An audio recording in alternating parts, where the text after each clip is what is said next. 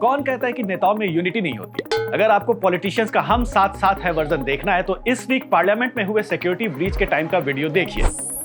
राजनीतिक दुश्मनी भुलाकर सब नेता एक साथ उस आदमी की कुटाई कर रहे थे जो विजिटर गैलरी से लोकसभा चैम्बर में कूदकर नारे लगाने लगा। वाह, इसे कहते हैं एकता। यह है रियल मायने में अच्छे दिन।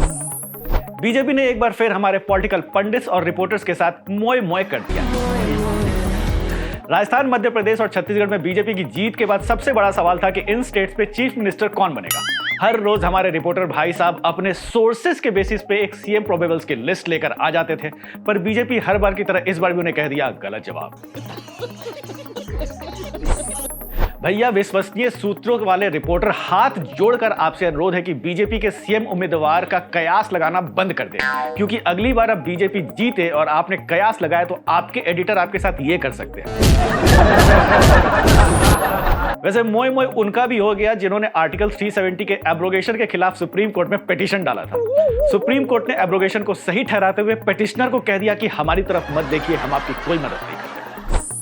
So who all became the chief minister in Hindi heartland? What the Supreme Court verdict means for Kashmir? And how did security breach happen in Parliament? We talk about all that in today's episode of the Saturday Show.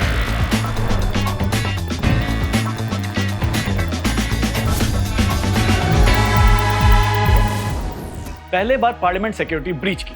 Winter session में वैसे तो कुछ भी interesting नहीं हो रहा है, वही डिबेट, वही स्लोगनरिंग, वही वॉकआउट। लेकिन 13 दिसंबर, यस, पार्लियामेंट अटैक के एनिवर्सरी के दिन कुछ ऐसा हुआ जो पूरा देश शॉक हो गया। जी हाँ, दो लोग विजिटर गैलरी से लोकसभा चैम्बर में कूद गए। पहले तो वो लोग तानाशाही नहीं चलेगी के नारे लगाने लगे, फिर अपने जूते से एक स्मोक बॉम्ब निकाला जिससे येलो स्मोक निकलने लगा और पूरा लोकसभा धुआं धुआं हो गया। पर हमारे एमपीज ने हौसला दिखाया और इंट्रूडर्स को पकड़ लिया और कुटाई शुरू कर दी। तानाशाही के खिलाफ प्रोटेस्ट करने वालों का ताना अलग और शाही अलग कर दिया। पूरा सदन दो बदन हो गया। वाह! वैसे पार्लियामेंट के अंदर से ज्यादा मजेदार पार्लियामेंट के बाहर का सीन था। एक अनार और 100 बीमार, एक कनिस्टर और 100 रिपोर्टर। टीवी रिपोर्टर्स बेचारे उस कनिस्टर के लिए ऐसे लड़ाई कर रहे थे जैसे घर में भाई बहन टीवी रिमोट के लिए करते।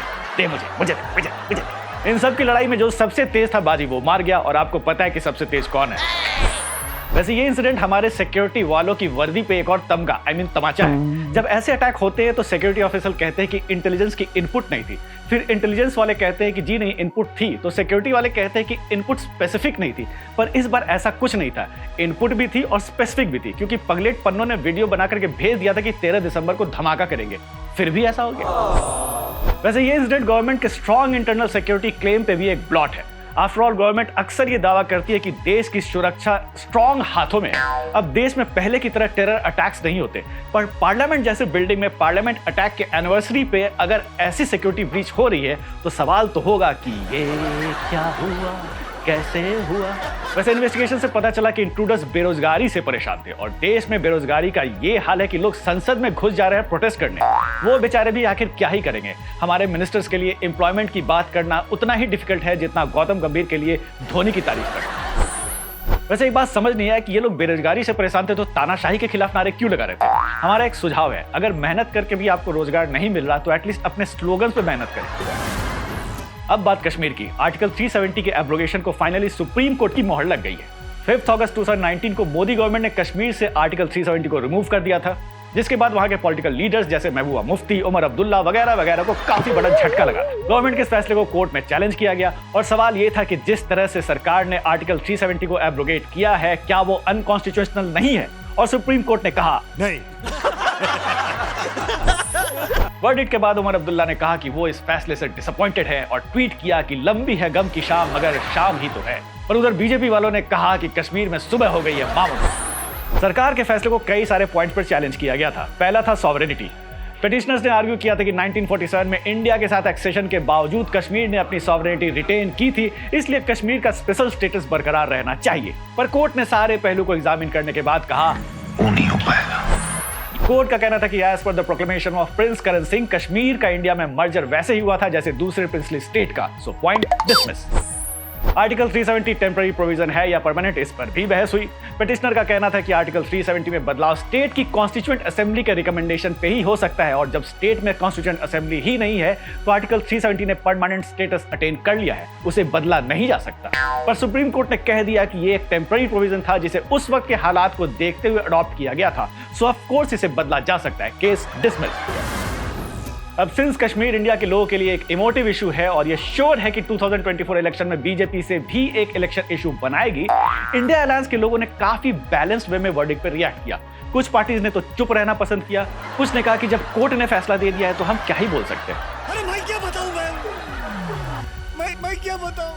मैं क्या बताऊं। पर कश्मीर के लीडर्स का कहना था कि this verdict is not final and their fight will continue, मतलब जब तक तोड़ेंगे नहीं तब तक छोड़ेंगे। वैसे कश्मीर के लीडर्स दोबारा आर्टिकल 370 रिस्टोर करने की जंग लड़ रहे हैं और उधर हमारे home minister Amit Shah Pakistan occupied Kashmir को इंडिया में शामिल करने का सपना देख रहे हैं। जी हाँ, डिलिमिटेशन कमीशन ने 24 सीट्स पाकिस्तान ऑक्युपाइड कश्मीर में रिजर्व की है। पाक ऑक्युपाइड कश्मीर की 24 सीटें क्योंकि वो हमारा है, हमने रिजर्व रखी है 24 सीटों को। इसे कहते हैं दूरदर्शिता। वैसे कश्मीर के मामले को लेकर बीजेपी काफी सीरियस रहती है। जान दे देंगे इसके लिए, क्या बात कर रहे हो आप? सॉरी वैसे सुप्रीम कोर्ट ने गवर्नमेंट को ऑर्डर दिया कि सितंबर तक इलेक्शन करवाया जाए, तो अब नेक्स्ट ईयर यहां इलेक्शन भी हो जाएगा। बीजेपी ये दावा करती है कि आर्टिकल 370 हटाए जाने के बाद कश्मीर में शांति ही शांति और डेवलपमेंट ही डेवलपमेंट। बट ये कितना सच है और कश्मीर के लोग बीजेपी से कितना खुश हैं, इसका दूध का दूध और पानी का पानी नेक्स्ट ईयर सितंबर में हो जाएगा। सो लेट्स वेट टिल सितंबर। वैसे डिलिमिटेशन के बाद कश्मीर के मुकाबले जम्मू में सीट्स ज्यादा बढ़ने वाले हैं। इसका मतलब कुछ समझे दया? इसका मतलब है कश्मीर से अब बात हिंदी हार्टलैंड की। जैसा मैंने शो के स्टार्ट पे कहा था कि रिपोर्टर्स एंड पॉलिटिकल पंडित्स को बीजेपी ने एक बार फिर गलत साबित कर दिया। पता नहीं बीजेपी को ऐसा करके क्या ही मिलता है। अच्छा लगता है मुझे, बहुत मजा आता है। या श्योर। तो हुआ ये कि एमपी, राजस्थान और छत्तीसगढ़ में बीजेपी ने नए चीफ मिनिस्टर्स अनाउंस किए। इनमें से एक भी नाम वो नहीं था जिसे हमारे एक्सपर्ट्स ने प्रेडिक्ट किया था। अब तो हमारे एक्सपर्ट्स को ऐसे गलत साबित होने की आदत सी हो गई। छत्तीसगढ़ में बीजेपी ने ट्राइबल लीडर विष्णुदेव साय को सीएम बनाया, तो मध्य प्रदेश में ओबीसी लीडर मोहन यादव को और राजस्थान में ब्राह्मण एमएलए भजन लाल शर्मा। मुझे पता है कि ये सारे नाम सुनकर आपके दिमाग में यही सवाल होगा, अब ये कौन है बे? Well that's BJP for you, हर कदम पे सरप्राइज। ना तो छत्तीसगढ़ में रमन सिंह सीएम बने, ना एमपी में मामा शिवराज सिंह चौहान और ना ही राजस्थान में वसुंधरा राजे, जिसकी उम्मीद थी। ऐसा कहा जा रहा है कि बीजेपी फ्यूचर को कंसीडर करके न्यू फेसेस को मौका दे रही है। वैसा ऐसा पहली बार नहीं हुआ है, पहले भी बीजेपी ऐसा कर चुकी है, चाहे महाराष्ट्र में देवेंद्र फडणवीस हो, झारखंड में रघुवर दास, हिमाचल में जयराम ठाकुर वगैरह वगैरह वगैरह। बीजेपी की स्ट्रेटजी क्लियर होती है। सड़क से उठाकर स्टार बना दूंगा मैं। बीजेपी के फैसले से वैसे पॉपुलर लीडर्स के सपोर्टर्स को काफी बुरा लगा। शिवराज सिंह चौहान की कुछ महिला सपोर्टर्स तो मामा जी के गले लगकर रोने लगी।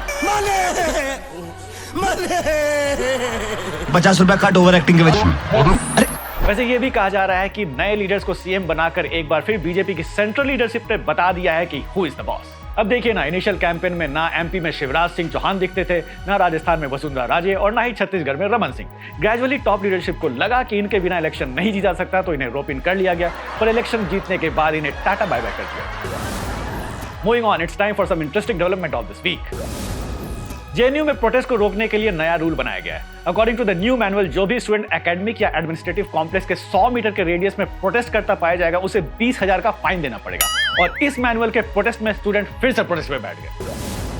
बीएसपी चीफ मायावती ने अपना उत्तराधिकारी डिक्लेयर कर दिया है और वो है उनके भतीजे आकाश आनंद। लोग कह रहे हैं, देखा मायावती ने अपने परिवार के लड़के को पार्टी सौंप दी। भाई, कौन किसी गैर को अपनी गाड़ी सौंपता है?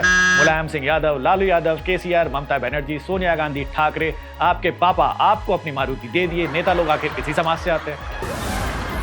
एनिमल मूवी ने 700 करोड़ से ज्यादा का बिजनेस कर लिया है। आखिर ऐसी मूवी देखने जा कौन रहा है? वेल, लड़के तो एंजॉय करने जा रहे हैं, पर पता चला है कि लड़कियां मूवी सिर्फ इसलिए देखने जा रही है ताकि हॉल से निकल करके इस मूवी को गाली दे सके। Sexist, misogynist, racist, communist, capitalist, dentist. And now it's time for our new segment Jai meme, जिसमें हम इस वीक के वायरल रील्स और मीम्स आपके साथ शेयर करेंगे। So here you go। दिल कर रहा है किसी को परेशान करूं, लेकिन पता नहीं चल रहा सुकून से जी कौन रहा है। हाँ, मैं जो भी सवाल पूछूंगी उसका जवाब फटाफट देना। Okay ma'am. इंडिया का कैपिटल क्या है? फटाफट। Well, that's all for now. If you like this video, share it with your friends and family. Do not forget to subscribe to our channel India Today and Aaj Tak।